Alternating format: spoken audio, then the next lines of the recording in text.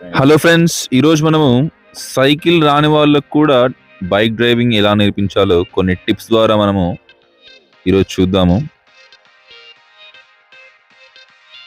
ముందుగా అయితే మనము అసలు బండి స్టార్ట్ చేయకుండా జస్ట్ వెనక నుంచి ఎవరైనా పుష్ చేస్తూ బండిని నేర్చుకునే వాళ్ళకి మనం కేవలం బ్యాలెన్సింగ్ అనేది నేర్పించాలి. ఇప్పుడు నెక్స్ట్ స్టెప్ ఏంటంటే బండిని మనం స్టార్ట్ చేయించి వెనక నుంచి ఎవరితోనైనా మనం బ్యాలెన్స్ చేయించాలి. ఓకే, ఇప్పుడు బండి స్టార్ట్ చేయి.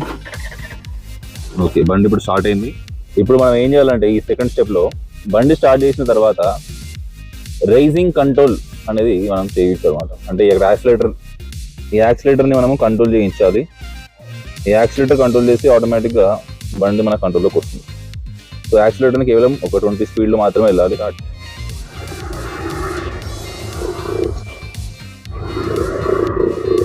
బండి నడిపేటప్పుడు ఒక మినిమం స్పీడ్ అనేది మెయింటైన్ చేయాలి. ఆ మినిమం స్పీడ్ మెయింటైన్ చేసినప్పుడే బండి అనేది ఆటోమేటిక్గా బ్యాలెన్స్ అయిపోతుంది. ఇప్పుడు నెక్స్ట్ స్టెప్లో బండిని కంప్లీట్గా వాళ్ళకి ఇచ్చేసి మెల్లగా 1 లెగ్ తోటి బ్యాలెన్స్ చేసుకుంటూ తర్వాత మెల్లగా కాలు కింద పెట్టి బ్యాలెన్స్ చేసుకుంటూ ముందుకు రమ్మని వాళ్ళకి చెప్తే స్లోగా వాళ్ళే వచ్చేస్తారు. వర్షంలో కూడా ఈ యొక్క ప్రాక్టీస్ అనేది నడుస్తూ ఉంది. ఎందుకంటే కొన్నిసార్లు బైక్ అనేది మనం వర్షంలో కూడా నడపాల్సి వస్తుంది కాబట్టి సో ట్రైనింగ్ అనేది ఆపట్లేదు ఇక్కడ. సో ఇప్పుడు బైక్ని ఇచ్చేసి రమ్మని చెప్తున్నాను. సో నాకు ఆల్మోస్ట్ ఒక 50 మీటర్స్ దూరంలో ఉన్నాడు. వర్షం పడుతున్నప్పటికీ మెల్లగా రావడానికి ప్రయత్నం చేస్తున్నాడు. ఓకే,